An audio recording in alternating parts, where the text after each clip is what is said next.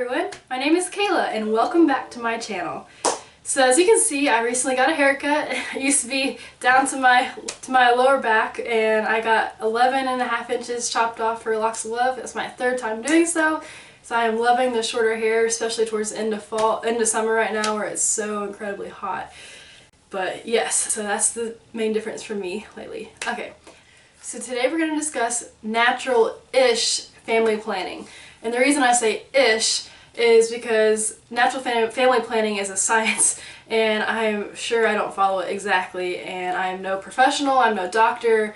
You don't have to do any of these things that I'm talking about today, but this is just what my husband and I have been using for quite a while to prevent pregnancy without using any sort of hormonal birth control. A little backstory with me and my spouse.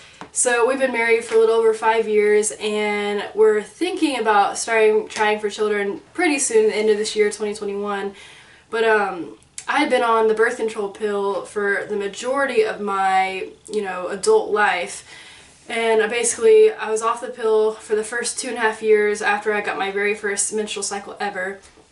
And then I had horrible, painful, irregular, heavy bleeding periods for those 2.5 years, and it just got worse and worse and worse as months went on. My OBGYN put me on the combination pill, which is progesterone and estrogen. And I'd been on that for 12.5 years, I believe, and it was wonderful for me. Immediately within this first month or two after being on it, my periods were like clockwork every 28 days, very, very light, no cramping whatsoever, just a breeze. And as we've gotten I've gotten older, and as we've progressed in our marriage, we're getting closer to trying for children. I know with my close family members, they've had some trouble with conceiving or miscarriages as well. So I just okay, I just want to get all off hormones, see what my body is doing. In 12.5 years, has my body gotten better? Has it changed at all? So that was my main science experiment. And I also wanted to just be off hormonal birth control pills so we can conceive quickly whenever it's time. Since I've gotten off the pill, things have been surprisingly amazing, and it's actually exactly how it was like on the pill. So I don't know if the pill has regulated my cycles over the years, but my cycles are 28 days on the dot. I get it, I start my period every 28 days at 12:30 p.m. on the dot, and it lasts 5 days. Little to no cramping, very light bleeding, it's just incredible. And that's what helped me, my cycles are normal, and that's what helped me conceive. The last, year and a half ago, when I unfortunately went through my miscarriage, my husband was starting his master's degree, and we were not ready to try for children, so I got nervous about getting pregnant, because I was new to the natural family planning method, and I was like, I'm going to make a mistake, we're going to end up pregnant, I'm not ready, I'm still in the heart of my career, Cody's not ready. Well, he's always ready. But, it just wasn't time. He started his master's degree, so I went back on the pill for 3 months because I was scared, and apparently that didn't matter, or wasn't enough time, or something miraculous happened, and that's when I got pregnant on the pill. And was shocked out of my mind, stopped the pill immediately, and unfortunately due to low progesterone levels and other factors that no one really knows, I miscarried, miscarriage at 6 weeks, didn't find out till 8 weeks, and it was a failed miscarriage for the next 6 weeks, and even with the mitoprolol tablets that induced miscarriage, medication, still would miscarry. So I ended up having a D&C surgery. But with all that being said, I went on the pill 3 months after my D&C surgery just to get my body regular again, because my doctor suggested that, and I completely agreed. And then after that, which was October of 2020, I got off the pill again, knowing within this next year it will be ready to conceive again, and just wanting to get my body back in rhythm again. It's already in sync from the surgery and everything, so that's where we are now. Anyway, back to the content. Disclaimer, this is not a 100% or even 99% guaranteed method to prevent pregnancy, so only do this method if you are somewhat ready to have children. If you did, it would be okay. Married, or you're thinking about it, or make sure if you actually have unplanned pregnancy, it's okay. Make sure you're married and in a good place in life. But yeah, if you're curious to get off the hormone and birth control pill, like, go for it. You know, if you're in that place in life, go for it. I mean, what's the worst that can happen? Get pregnant. Oh well, that's the end goal anyway. For most of us. That's the other thing. Do your own research. This is just what I've concluded. I think I've covered all the bases, but I'm sure I'm missing a lot. But yes, do your own research and learn and learn, learn, learn. That is the greatest thing for you. And learn your body, because when you get off the hormone and birth control pill, it'll be 1 to 3 months before your body gets into a natural rhythm.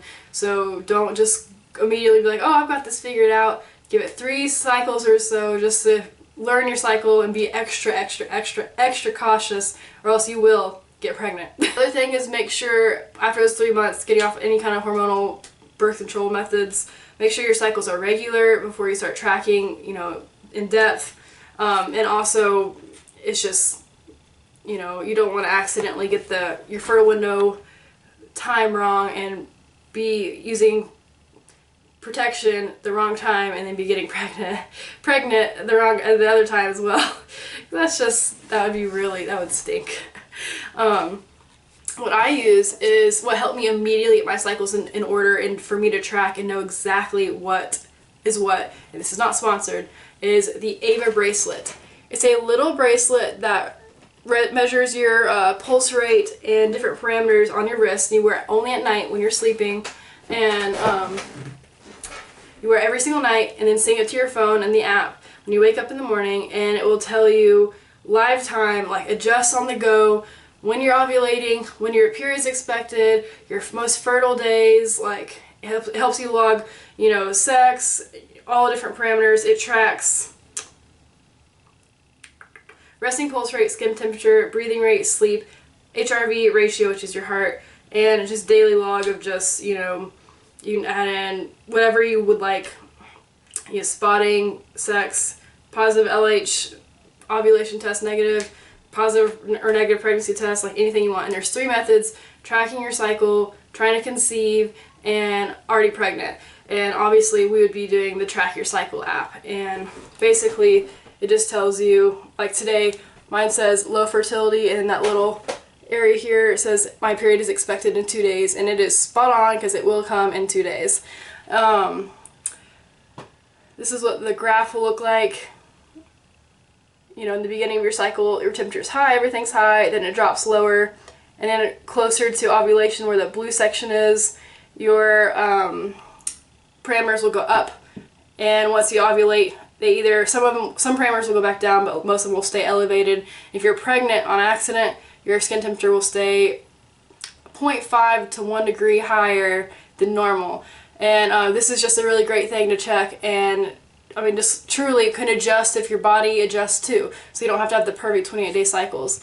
And yeah, it just keeps everything together. But yes, love, love, love, love, love this product. So I use the Ava bracelet. And I also, for ovulation testing, I use the app called Premom. I wouldn't rely on any sort of just calculated app for, you know, your cycle, your fertility, because they go off of a 28-day cycle or whatever input you add, like 30-day cycle, where the Ava bracelet actually tracks your parameters. Like, it knows you every single day, accounts for everything, changes, adjusts as it goes. Where an app can't do that. It just can't. So I just use the Premom app, and I track, I typically use it just for documenting my ovulation strips, which is extremely, extremely important in natural family planning. And so I just it takes a picture and uploads and tells you the numerical value of the line, and when you've ovulated, when you've not, your peak, your high, and so forth and so on. So with the Ava bracelet, it indicates the 5 days following up to ovulation, the day of ovulation, and then obviously the day after. And those 7 days, so unfortunately 7 days out of the month, you will need to use either other protection or other forms of fun. So I call it non-productive sex. So productive sex leads to a baby. You can figure that part out. Non-productive sex is just other ways of fun. So for those 7 days, the 5 days leading up to ovulation, ovulation day, and the day after, do not have unprotected sex. Period. you will get pregnant. So that's that. And I'll also make an update video of whenever we do get pregnant in about a month.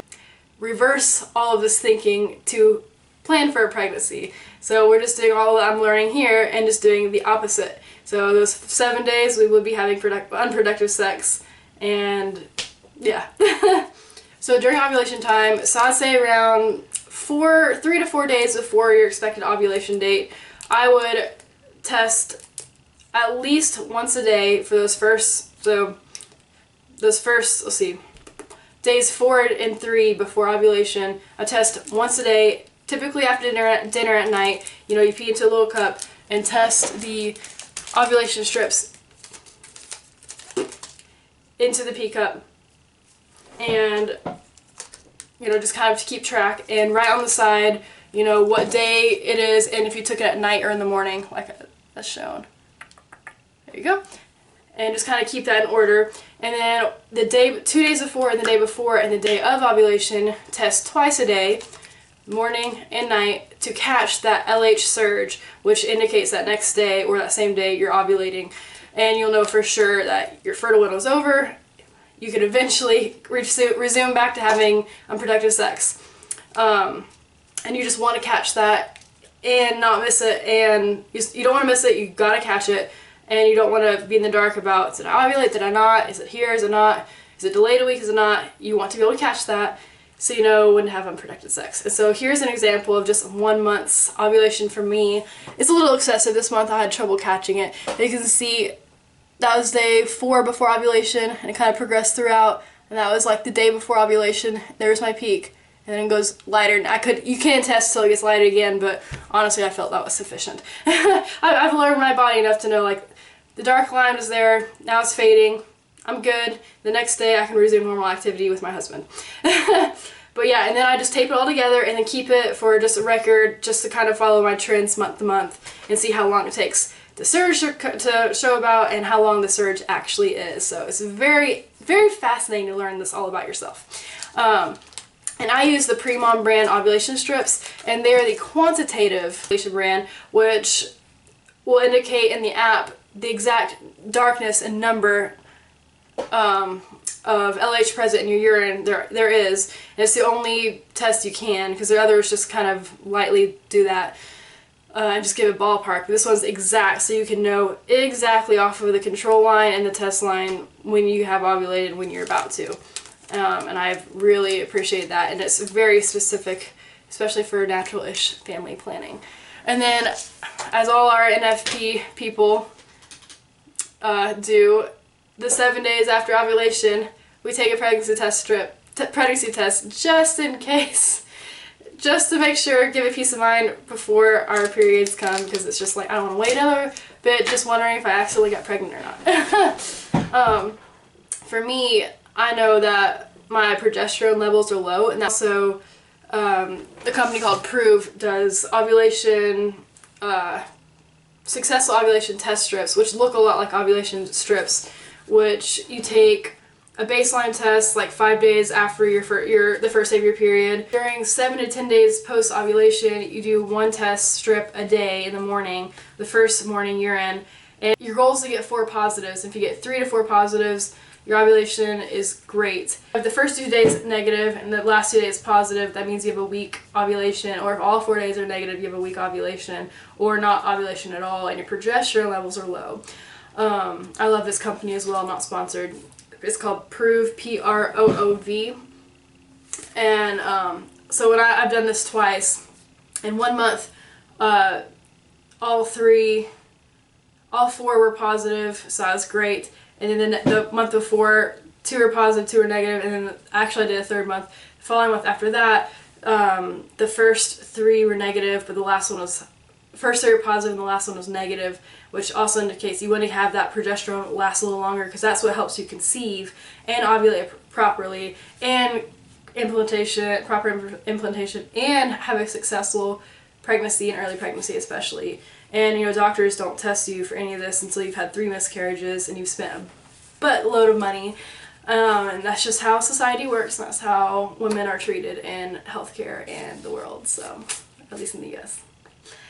So yeah, so I'm taking, you should take matters into your own hands, figure that out quickly. This can help you decide that, because who wants to have a miscarriage on accident, or have a miscarriage because you just don't know, you're not sure what to do about that, and just, it helps prevent future heartache, and I wish I had known this. So for my next pregnancy, I'm working right now on helping my hormones and getting my progesterone levels up, so I'll be ready to have a successful pregnancy quickly when the time is right, even though I'm extremely fertile. Knock on wood, I think. According to last time, because we weren't even trying. Another thing, that if you have indicated you have low progesterone levels through either a simple blood draw from your doctor, which they won't do unless you've had 3 miscarriages, which is ridiculous, or you want to take matters in your own hands from this and you figure out you may have low progesterone levels, it doesn't hurt whether you do or not to invest in something like this, and it's from the same company, Prove. Does that show up? Oh. There we go. It's a balancing oil, progesterone oil. It's got just like basically essential oils with lemon, but also has a small amount of actual progesterone. You just do 5 drops on your wrist, 2 to 3 times a day, 5 to 10 drops, 2 to 3 times a day on your wrist, and just rub it all in together. And you do that for the last 12 days of your cycle. So wait 2 days after ovulation and do it until you get your period. And I've found that has helped me significantly. My luteal, you've got your follicular phase, which is the first 14 days of your cycle, and the last 14 days of your cycle is the luteal phase. And my luteal phase is much longer now, because it used to be, when I first, got into all this, was only like 10 to 12 days, which is not great. You want it to be 14 days. So now it's around, I'd say about 13 days. 13 and a half days, and I don't have spotting before and after my period, because that's another sign of low progesterone. You have spotting before and after your period, and I always my whole life have had, or since I've had a period, have had 2 to 3 days of spotting before and after my period, which is really frustrating. Another thing you can do naturally, because if you after 3 miscarriages, find out you have low progesterone, the doctor would prescribe you progesterone, or if it's shown in blood tests in early pregnancy, they'd prescribe you medication of progesterone.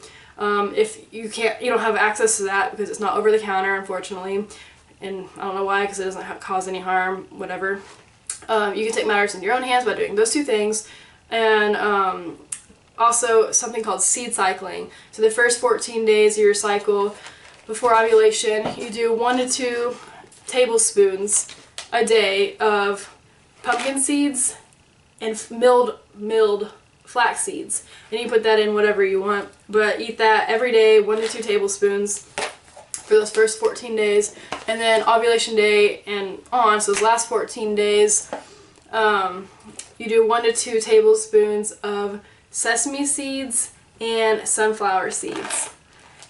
And you eat that any way you want. So don't get this confused. First 14 days, pumpkin and flax. Last 14 days, sesame and sunflower. And it takes about 3 months for that to help your hormones. And so I've been doing that for 2 months.